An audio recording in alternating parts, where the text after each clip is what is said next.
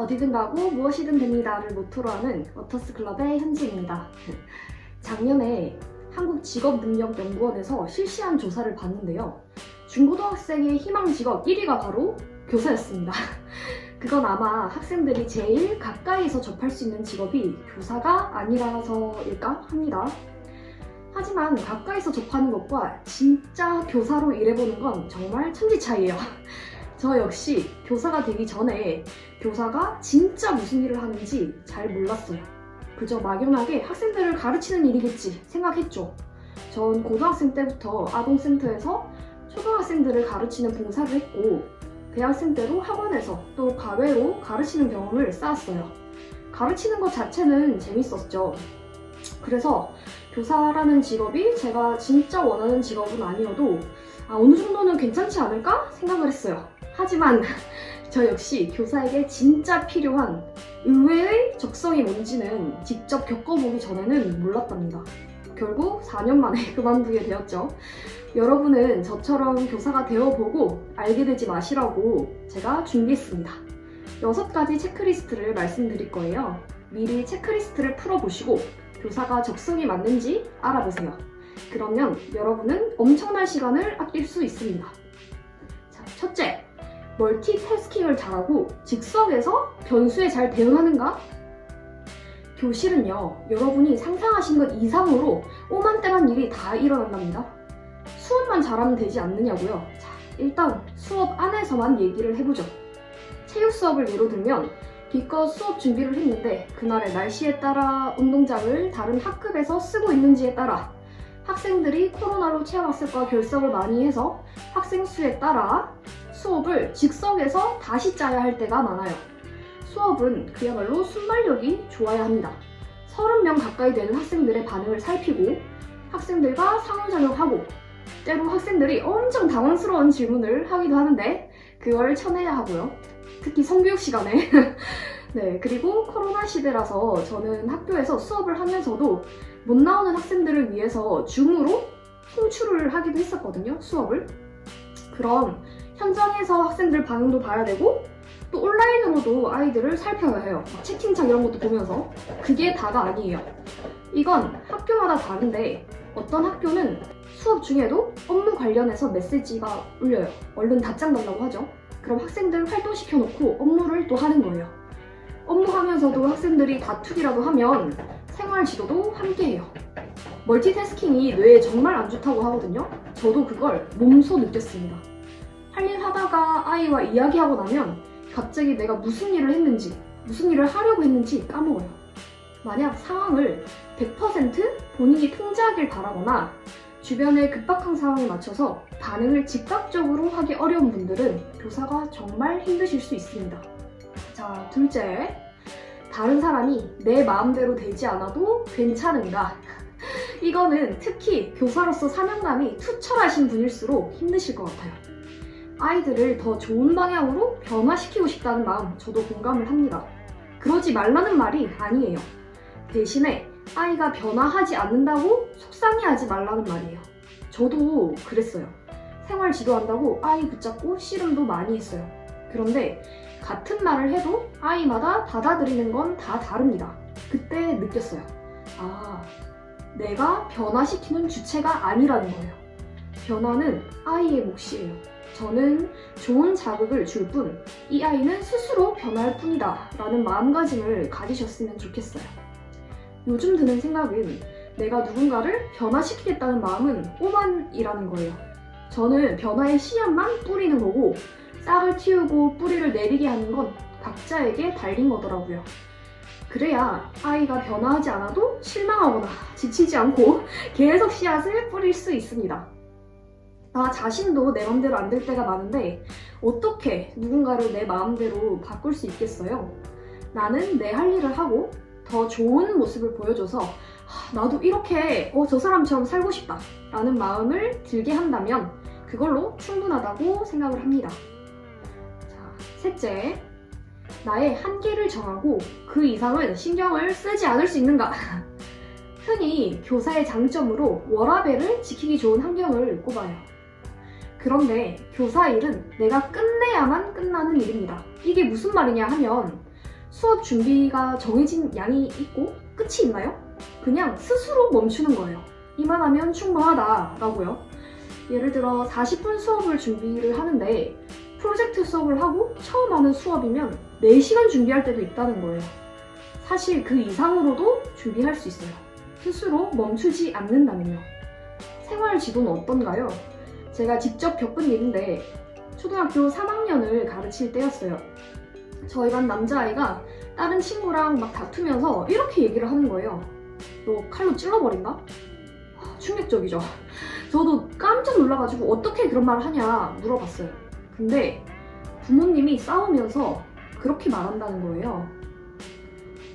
자, 여러분이라면 여기서 어디까지 지도하실 거예요? 그 아이에게 그런 말은 하는 게 아니다 하고 뭐 이유 같은 거를 말로 지도를 할 수도 있겠죠. 하지만 더 나아가서 보호자에게 상담을 할 수도 있겠고, 더 나아가면 보호자들을 상담시설과 연결해 줄 수도 있을 거예요. 이렇듯 생활 지도에도 끝이 있나요? 내가 끝내겠다 할 때 끝이 있는 거예요. 저는 초반에 일과 삶을 분리를 잘 못했어요.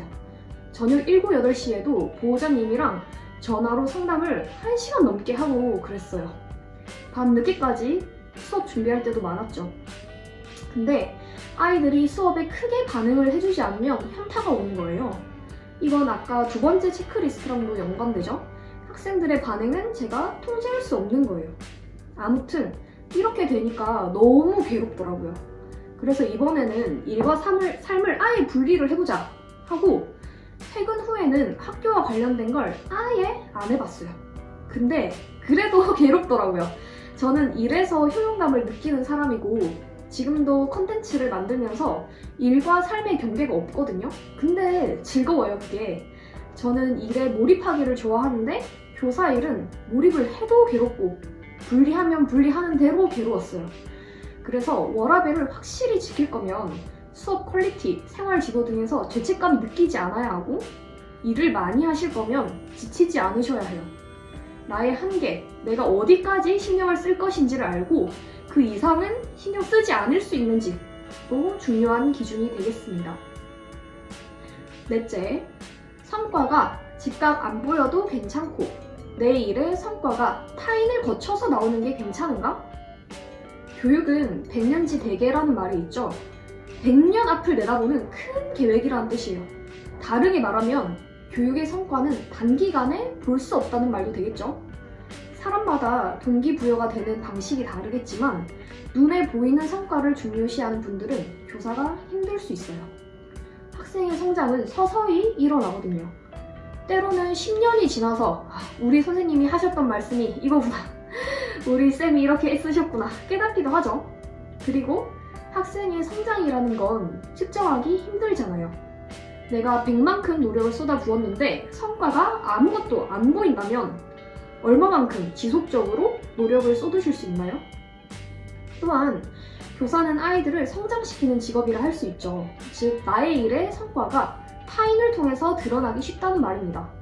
그렇기 때문에 아이들의 반응 하나하나에 민감해지고 아이가 성장하지 않으면 교사도 자괴감에 빠지기 쉬워요.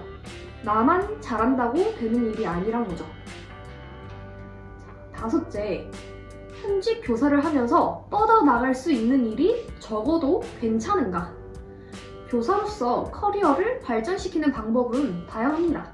대학원에 가거나 연구회를 하거나 연구대회에 나가서 수업 전문성을 키워서 책을 내거나 강의를 할 수도 있어요. 장학사가 되는 선생님도 계시고 영재교육원이나 해외 학교 등 다양한 곳에 파견을 가시기도 해요. 그런데 만약 교사 외의 일을 병행하고 싶다면 어렵습니다. 일반 회사원들은 이런 경우가 많잖아요. 회사를 다니면서 스마트 스토어를 막 하다가 부업이 본업보다 커지면 쇼핑몰을 전업으로 하고 콘텐츠를 쌓아서 새로운 분야에서 전자책을 내거나 강의를 하는 경우요. 회사를 다니면서 사이드 프로젝트를 병행하고 이를 토대로 다른 분야로 이직을 하기도 해요. 그런데 적어도 제가 느낀 바로는 교사는 다른 직업이나 일로 전환하기 굉장히 힘든 직종이라는 거예요. 왜냐? 겸직이 안 되니까요. 그래서 다른 길로 가시는 교사는 수능을 아예 다시 보거나 전문직 시험을 준비하는 등 인생의 방향을 180도로 트는 경우가 많더라고요. 제가 지난 영상에서 자본주의 사회에서 진짜 경쟁력을 발견하려면 내 서비스와 제품으로 돈을 벌어봐야 된다 말씀드렸어요. 하지만 교사는 이게 거의 불가능한 직종이에요. 제가 교사를 그만둔 가장 큰 이유가 이 체크리스트를 통과하지 못했기 때문이에요. 겸직 불가라는 제약이 나중에는 저의 목에 걸린 목줄처럼 느껴졌거든요. 그래서 내가 교사로서만 커리어를 발전시키고 싶은지도 살펴보시면 좋겠습니다. 자, 마지막 6번째, 소음의 무던함과. 이것도 정말 중요해요. 저는 제가 고등학생 때부터 대학생까지 학생들을 많이 만났는데 이때는 소음에 대해 크게 생각해 본 적이 없거든요. 그런데 교실에 들어가면, 물론 케바케이긴 합니다만 거의 30명 가까이의 학생이 있어요. 그리고 아이들은 쉼없이 말을 합니다. 그게 나쁘단 게 아니라 그냥 아이들은 그런 존재예요. 그걸 인정하셔야 돼요. 작은 교실에 학생 30명과 교사가 낑겨져 있고 아이들이 계속 말하잖아요. 소음에 민감한 분들은 정말 힘드실 겁니다. 제가 그랬거든요. 저는 소음이 힘들어서 술집도 잘 안 가고 사람 많은 곳도 피하는 사람이에요. 근데 교사 되기 전까지는 이렇게까지 소음이 심할 거라고 상상을 못했어요. 소음에 시달리다 보면 머리가 아프고 속도 울렁거리고 에너지가 쭉 빠집니다. 전 나중에는 물리적으로도 귀가 아프고 이명까지 들렸어요. 그래서 꼭 소음에 무던한 분이 교사하시기를 바랍니다. 자, 이렇게 6가지 체크리스트를 알아보았습니다. 여러분은 몇 개나 통과하셨나요? 6개 다 통과하신 분들은 축하드려요. 교사에 만족하실 가능성이 크십니다.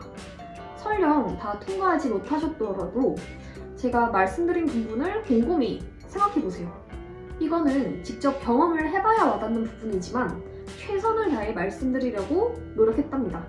물론 이 6가지는 제가 교사 생활을 하면서 느낀 거기 때문에 다른 선생님은 다르게 느낄 수 있다는 점 알고 계시죠? 네. 다음번에도 유익한 영상으로 찾아뵙겠습니다. 안녕.